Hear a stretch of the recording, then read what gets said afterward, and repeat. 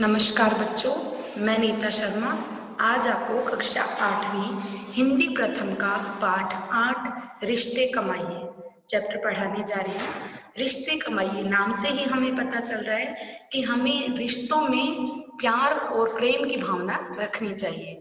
अगर अच्छा व्यवहार हम किसी से करेंगे तो रिश्ते अवश्य हमसे अच्छे ही बनेंगे। इसलिए हमें कभी पैसे कमाने की बजाय रिश्तों को कमाना चाहिए ना।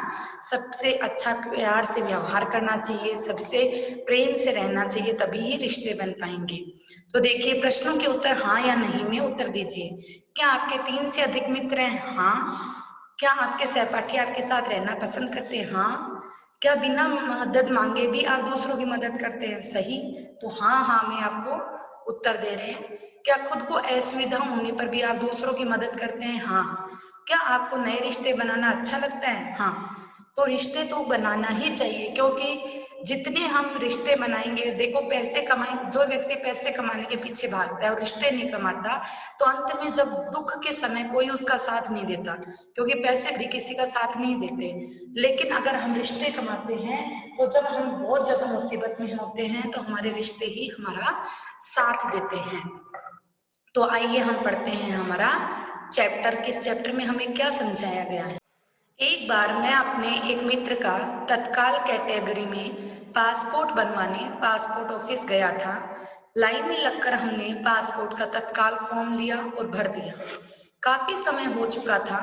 अब हमें पासपोर्ट की फीस जमा करनी थी।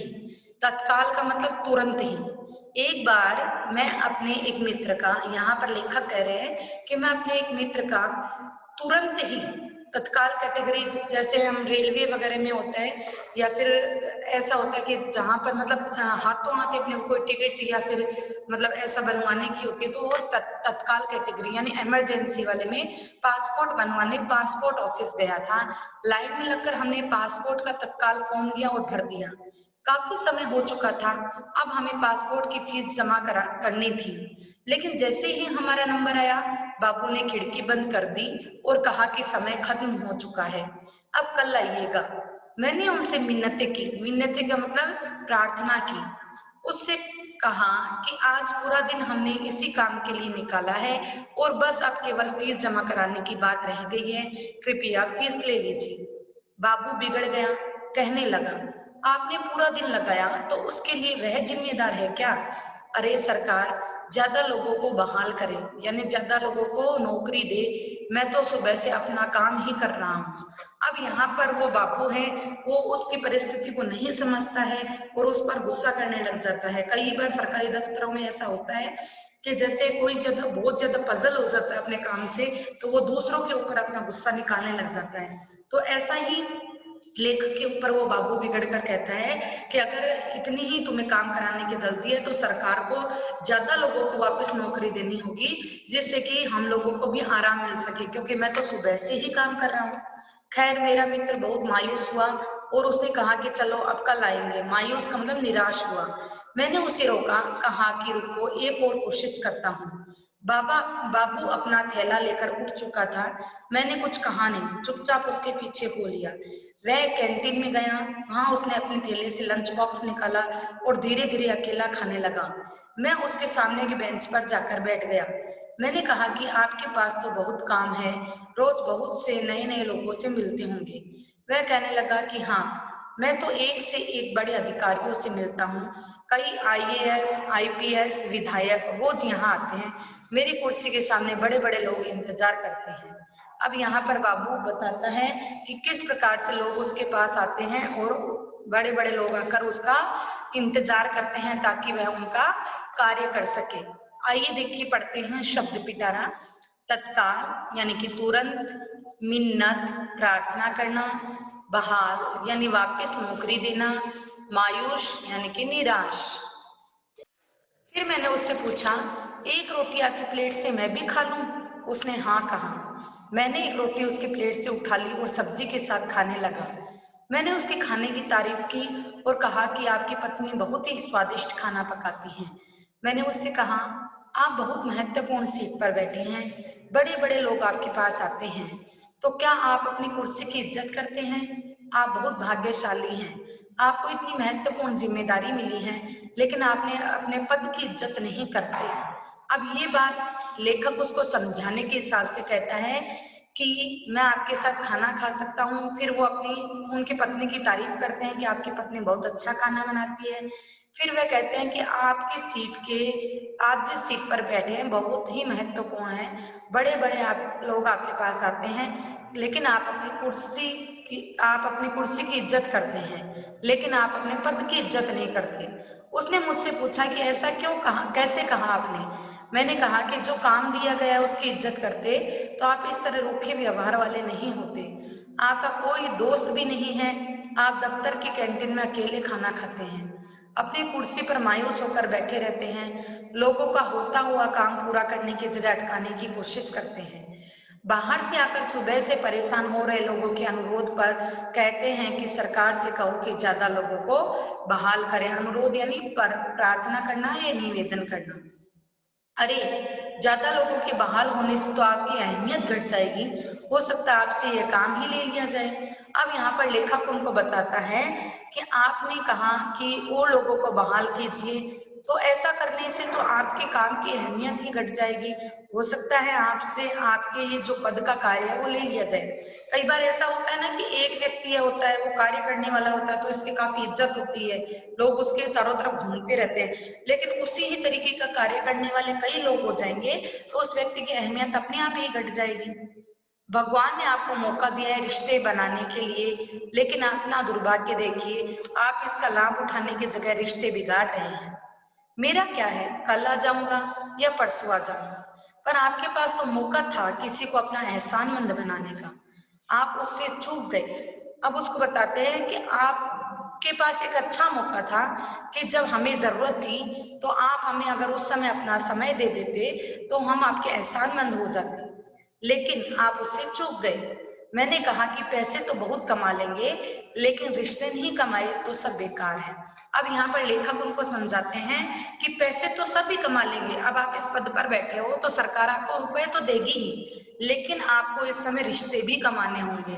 अगर आप रिश्ते कमाएंगे तो आपके लिए बहुत अच्छा होगा, आपके पद की इज्जत होगी। लेकिन अगर आप सिर्फ पैसे कमाने में ही बैठे रहेंगे तो सब चीज बेकार है। अनुरोध का अर्थ होता है निवेदन या फिर प्रार्थना करना, अहमियत, महत्व, एहसानमंद, कृतज्ञ या एहसान मानने वाला। क्या करेंगे पैसों का?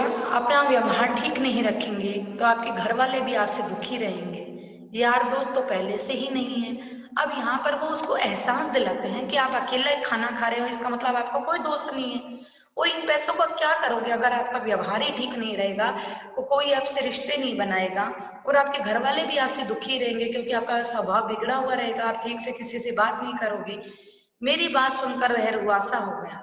उसने कहा कि आपने बात सही कही है साहब, मैं अकेला हूँ, पत्नी झगड़ा करके मायके चली गई है, बच्चे भी मुझे पसंद नहीं करते, माँ है वह भी कुछ ज्यादा बात नहीं करती, सुबह 4-5 रोटी बनाकर दे देती है और मैं तनहा खाता रहता हूँ।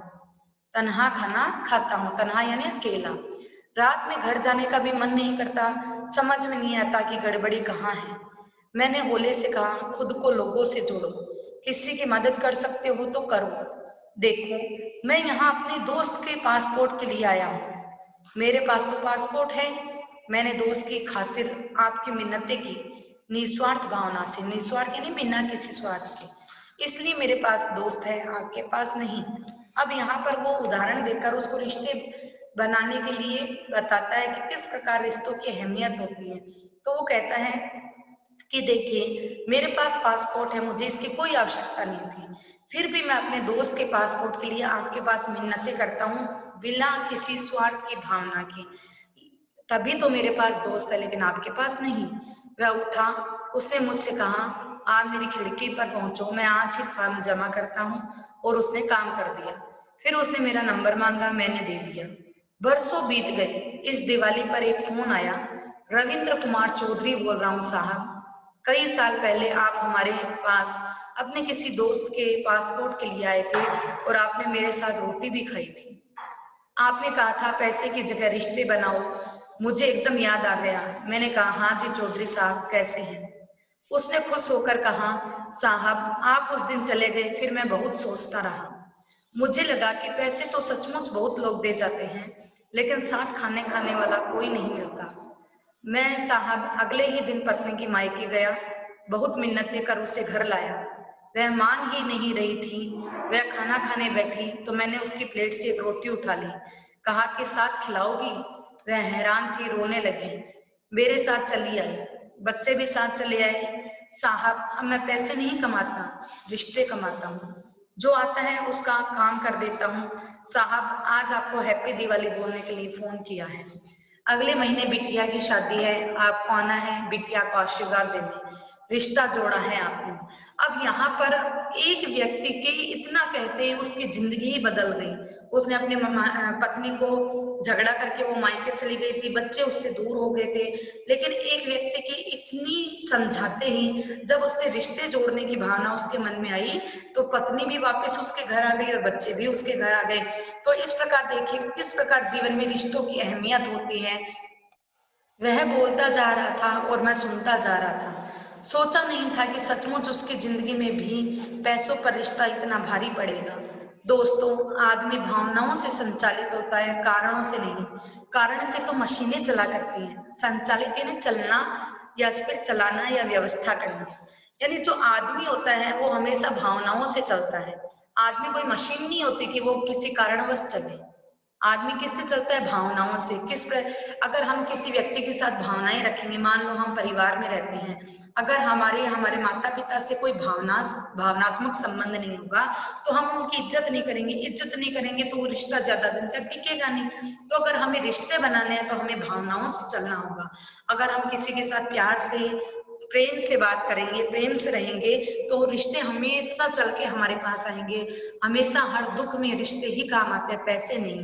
तो इस प्रकार आप समझ गए होंगे इस चैप्टर का मूल उद्देश्य क्या था। मूल उद्देश्य हमें यही समझाना था कि पैसे हैं, उनकी जगह हमेशा रिश्ते कमाने की कोशिश कीजिए, क्योंकि पैसे तो फिर भी आ जाएंगे, लेकिन रिश्ते अगर हमारे हाथ से छूट जाएंगे तो हमें दोबारा नहीं मिलेंगे। चैप्टर बहुत अच्छा था, एक हमें महत्वपूर्ण सीख दे के गया है। तो उम्मीद करती हूँ कि चैप्टर पसंद आया होगा। चैप्टर को पढ़िए, समझिए, ताकि हम प्रश्नोत्तरों को समझने में हमें आसानी बनी रहेगी। धन्यवाद।